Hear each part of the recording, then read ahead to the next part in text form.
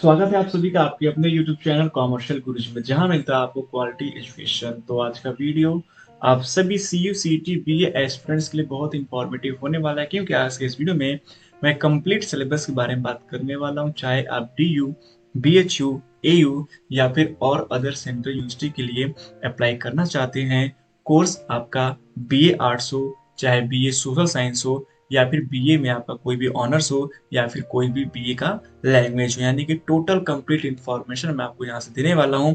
तो अगर आपने चैनल को अभी तक सब्सक्राइब नहीं कर रखा है तो प्लीज चैनल को सब्सक्राइब करके बेल आइकन प्रेस कर ले, क्योंकि आपके यहाँ से प्रिपरेशन साथ साथ सारी जो इंपॉर्टेंट इन्फॉर्मेशन है इस चैनल के माध्यम से आपको प्रोवाइड कराई जाएगी। उसके साथ साथ आप सभी की जानकारी के लिए बता दूं कि मैंने जो है टेलीग्राम ग्रुप बना रखे हैं। डिस्क्रिप्शन चेक करेंगे, आपको वहां पर जो है कि टेलीग्राम ग्रुप का लिंक मिल जाएगा, वहां से आप उन चैनल को डाउनलोड कर लीजिए, क्योंकि आपको स्टडी मटेरियल के साथ साथ सारे अपडेट इन्फॉर्मेशन आपको जो है CU CT हो या फिर DU का एडमिशन हो या BHU का हो या फिर AU का हो या फिर अदर यूनिवर्सिटी का हो, सारी अपडेट इन्फॉर्मेशन आपको जो है कि मिलती रहेगी। उसके साथ साथ अगर आपने अभी तक अपना फॉर्म नहीं भरा है तो उसकी पूरी कंप्लीट वीडियो और किस तरीके से आप स्लॉट 1 स्लॉट 2 में सब्जेक्ट्स को चूज करेंगे, जिस तरीके से आप जो है कि जिस कोर्स के लिए अप्लाई करना चाहते हैं, सारा कुछ जो है कि आपको इंफॉर्मेशन वीडियो मिल जाएगा। डिस्क्रिप्शन चेक करें, वहां पर आपके कई सारी काम की चीजें जो है कि दी हुई हैं। तो चलिए शुरुआत करते हैं इस वीडियो की। तो सबसे पहले आप सभी को CUET.samarth.nic.in पर जो है कि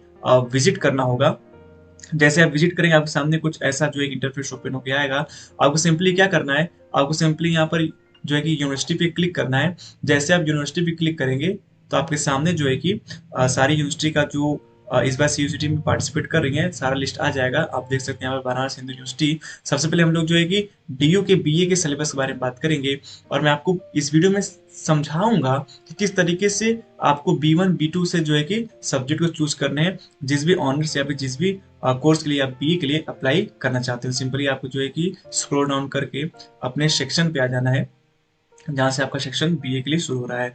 तो यहाँ पर आप देख सकते हैं BA ऑनर्स संस्कृत, यानी कि जो BA ऑनर्स संस्कृत करना चाहते हैं, DU के लिए अप्लाई करना चाहते हैं, तो उन्हें जो है कि कौन कौन से सब्जेक्ट, कौन कौन से जो है कि कॉम्बिनेशन को चूज करना पड़े। तो आइए देखते हैं यहाँ पे कॉम्बिनेशन क्या क्या। कॉम्बिनेशन देखें तो ज्यादा बेटर समझ में आएगा। कॉम्बिनेशन 1 क्या कह रहा है कि any one language from list A, आप लिस्ट ए से कोई एक लैंग्वेज ले सकते हैं। संस्कृत फ्रॉम लिस्ट बी 1, आपको जो है कि संस्कृत जो है कि B1 से चूज करना होगा। Plus any 2 subject out of 1 should be from list B1। तो उसके बाद जो है कि आपको जो है कि कोई 2 सब्जेक्ट और चूज करने होंगे, जिसमें कि आपको B1 से एक लेना होगा, आप B2 से एक ले सकते हैं। यानी कि अगर आपको चूज करना होगा B1 से तो आप दोनों B1 से चूज कर सकते हैं, लेकिन अगर आप B2 से लेना चाहते हैं तो B2 से एक लेंगे, तो आपको B1 से एक लेना कंपलसरी है। कॉम्बिनेशन 2 क्या कर रहा है, एक लैंग्वेज लेना है आपको, लैंग्वेज वाले पार्ट यानी कि फर्स्ट में से संस्कृत लेना है आपको लिस्ट ए में से, प्लस 2 सब्जेक्ट आपको लेने हैं, ठीक है। और जिसमें से कि आपका B1 से एक होना चाहिए, B2 से जो है कि एक हो सकता है, या आप जो है कि B1 से दोनों ही ले सकते हैं। तीसरा कॉम्बिनेशन क्या कर रहा है, संस्कृत आप ले सकते हैं जो है कि लिस्ट ए से, और 3 सब्जेक्ट आप ले सकते हैं जो है कि B1 से, या फिर अगर आप B2 से लेना चाहते हैं तो B2 से अगर आप एक लेंगे तो 2 आपको जो है कि B1 से लेना होगा। तो इस तरीके से यही कॉम्बिनेशन है। अब आपको मैं समझा दे रहा हूं कि B1 B2 का माजरा क्या है। तो सिंपली B1 B2 का जो माजरा है वो DU ने क्रिएट किया हुआ है। DU का माजरा कुछ इस तरीके से है, आइए मैं आपको दिखाता हूँ। तो ये पूरा लिस्ट है B1 और B2 का। तो चलिए हम कोई किसी कॉम्बिनेशन को लेते हैं और मैं आपको समझाने की कोशिश करता हूँ कि आप किस तरीके से सिलेक्ट करेंगे। चलिए हमने जो है कॉम्बिनेशन 3 को चूज कर लिया। तो कह रहा है संस्कृत फ्रॉम लिस्ट ए, तो कॉम्बिनेशन कह रहा है संस्कृत फ्रॉम लिस्ट ए, ठीक, हमने लैंग्वेज में से संस्कृत ले लिया। Any 3 subject out of which at least 2 should be from B1।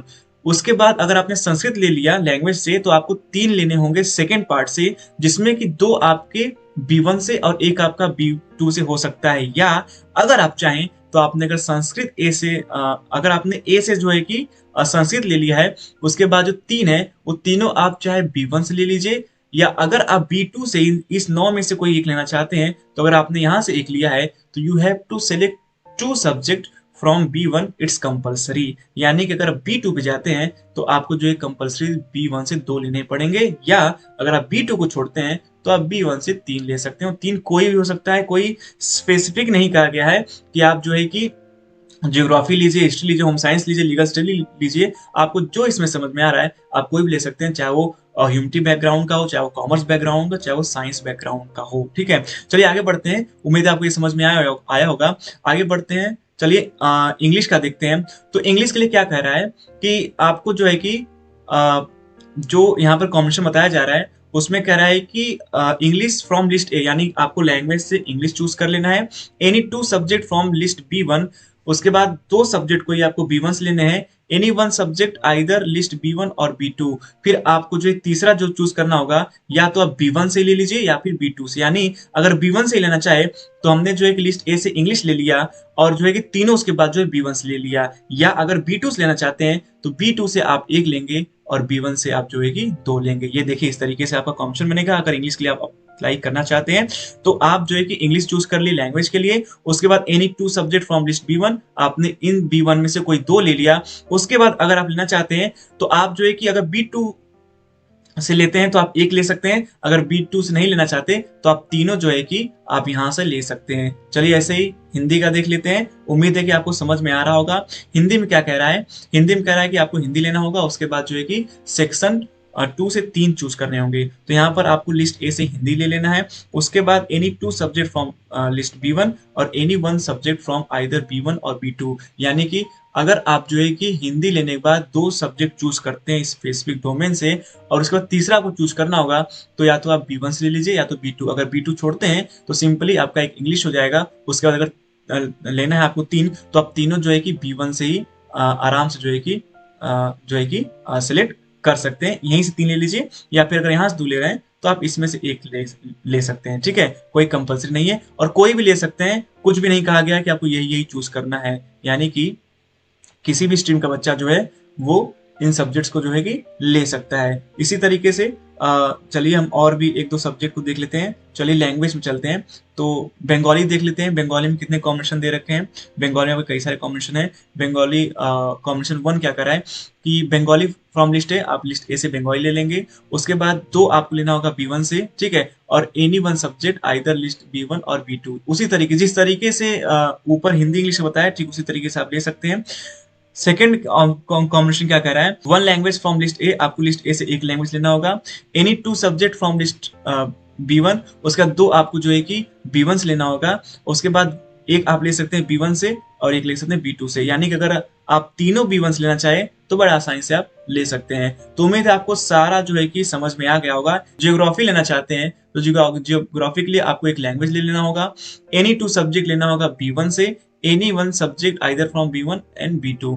या उसके बाद जो है कि आप B1 से कोई एक ले सकते हैं या फिर B2 से कोई एक ले सकते हैं। अगर B2 छोड़ेंगे तो सिंपली आपका एक लैंग्वेज हो जाएगा। अगर आपने हिंदी ले लिया तो हिंदी, और आपके जो है तीन जो है कि B1 से हो जाएंगे। अगर आप B1 से दो लेना चाहते हैं और एक B2 से लेना चाहते हैं तो बड़े आसानी से ले सकते हैं। सारा प्रोसेस है और लगभग यही मिलता जुलता जो है कि सभी के लिए है। अब इस बात पे ध्यान देना होगा, अगर आप हिस्ट्री से करना चाहते हैं तो यहाँ पर कहीं पर भी ये नहीं बोला गया है कि आपको हिस्ट्री से करने के लिए स्पेसिफिक डोमेन में हिस्ट्री ही लेना पड़ेगा, क्योंकि एनी टू एनी वन बोल रहा है। जैसे हमने एक लैंग्वेज ले लिया, चलिए इंग्लिश ले लिया, एनी टू सब्जेक्ट ले लिया B1 से एनी टू ले लिया। हम अकाउंटेंसी भी ले सकते हैं, हम इकोनॉमिक्स भी ले सकते हैं, हम फिजिक्स भी ले सकते हैं, हम मैथ्स भी ले सकते हैं, कुछ भी ले सकते हैं, plus any one subject from either B1 B2। उसके बाद आपको जो एक लेना है वो आप चाहे B2 से लीजिए चाहे B1। यानी अगर आप चाहेंगे तो आपने एक लैंग्वेज ले लिया, चलिए हमने इंग्लिश ले लिया और तीन जो है कि B1 से चूज कर लिया। हमने कर लिया अकाउंटेंसी, बिजनेस और जो है कि आपका इकोनॉमिक्स। या अगर आप साइंस बैकग्राउंड से तो आप फिजिक्स केमिस्ट्री मैथ ले लिए। ठीक है, तो बड़े आसानी से आप जो है कि चूज कर लेंगे। उम्मीद है कि समझ में आ गया होगा। चलिए इसी तरीके से आप जो है कि बाकी सारे को भी देख लेंगे। ठीक है, यहाँ BA प्रोग्राम का भी दिया हुआ है और इसी तरीके से कुछ कॉम्बिनेशन बताया हुआ है, बड़े आराम से देखेंगे। अगर BA प्रोग्राम के लिए देखना चाहेंगे तो यहाँ पर कॉम्बिनेशन जो पहला दे रहा है वो कह रहा है लिस्ट ए से आप कोई एक लैंग्वेज ले लीजिए। ठीक है, any two subject from list B1 से कोई दो लीजिए, एनी वन सब्जेक्ट फिर वही कह रहा है आप जो है कि B1 से फिर एक ले सकते हैं B2 से, या आप चाहें तो आप तीनों जो है कि सब्जेक्ट जो है B1 से ले सकते हैं। कॉम्बिनेशन 2 क्या कह रहा है, any one language from list A से आप कोई एक लैंग्वेज ले लीजिए, any one subject from either B1 और B2। फिर उसके बाद जो है कि एक सब्जेक्ट आप B1 या B2 से ले लीजिए। फिर कह रहा है सेक्शन 3, फिर कह रहा है सेक्शन 3 इसलिए कह रहा है क्योंकि आपको वहां पर जनरल जो है कि पेपर चूज करना होगा। और यहाँ पे क्या रहा है, merit will based on the best UGC score obtain from of the above mention combination, और जो है मेरिट जो है कि आपके रैंक वाइज जो है कि बनेगी, इसी तरीके से जो है कि आप चूज कर सकते हैं। तो ये तो डीयू के लिए हो गया। चलिए आगे बढ़ते हैं। आगे हम लोग जो है कि बीएचयू के लिए देख लेते हैं कि बीएचयू के लिए जो है कि आपको किन किन कोर्सेज को चूज करना होगा। तो सिंपल यहाँ पर बी ऑनर्स के लिए आप देख सकते हैं, साफ साफ यहाँ बताया गया है। बी ऑनर्स के लिए आपके लैंग्वेज टेस्ट में से हिंदी या इंग्लिश, बस दो ही ऑप्शन है, चाहे हिंदी लीजिए चाहे इंग्लिश लीजिए। उसके बाद सेक्शन 3 आपको जो है कि चूज करना है। तो अगर आप बीए ऑनर्स सोशल साइंस के लिए अपियर होना चाहते हैं तो आपको हिंदी इंग्लिश दो में से एक, और आपको जनरल पेपर देना होगा, ठीक है। उसी तरीके से अगर हम शास्त्री के लिए देखें तो शास्त्री के लिए यहाँ पर दिया हुआ है, आप इसको देख लीजिए। उसके साथ साथ हम चलिए देखते हैं बी आर्ट्स के लिए। बी आर्ट्स के लिए क्या कहा गया है, बी आर्ट्स का भी जो है कि एकदम सिमिलर है, क्योंकि आर्ट्स और सोशल बीएचयू में जो है कॉमन इंटरेस्ट होता था। तो यहाँ पर देखिए लैंग्वेज में तो वही कह रहा है कि इंग्लिश या हिंदी, और उसका सेक्शन 3 आपको जो है कि चूज करना है, यानी सेक्शन 3 और हिंदी या इंग्लिश जो है कि अगर आपका पेपर देखा जाए बीएचयू के पॉइंट ऑफ व्यू से तो जनरल टेस्ट का पेपर 300 का होगा, और हिंदी इंग्लिश में से 200 यानी 500 का जो है कि आपका ये पेपर होगा। यही जो है कि आपका सारा कुछ दिया हुआ है। और उसके बाद जब आप काउंसलिंग कराएंगे तो आपके मेरिट के हिसाब से जो है कि आपको ऑनर्स जो है कि वो दिया जाएगा।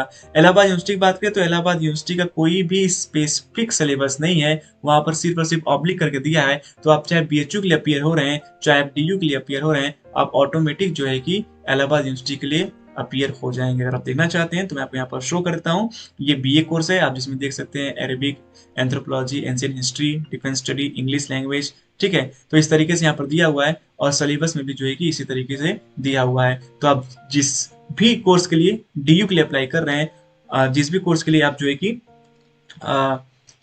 बीएचयू के लिए अप्लाई कर रहे हैं, तो अगर आप डीयू के लिए अप्लाई कर रहे हैं, जैसे आप डीयू के लिए संस्कृत के लिए अप्लाई कर रहे हैं, तो ऑटोमेटिकली जो है कि आप जो है कि एयू के लिए भी संस्कृत के लिए ऑटोमेटिकली जो है कि एलिजिबल हो जाएंगे।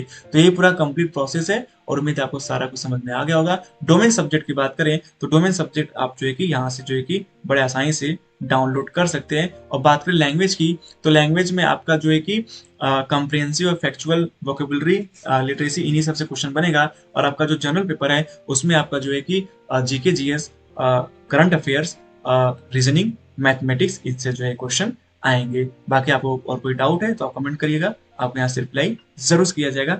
चैनल सब्सक्राइब करना बिल्कुल भी ना भूलें।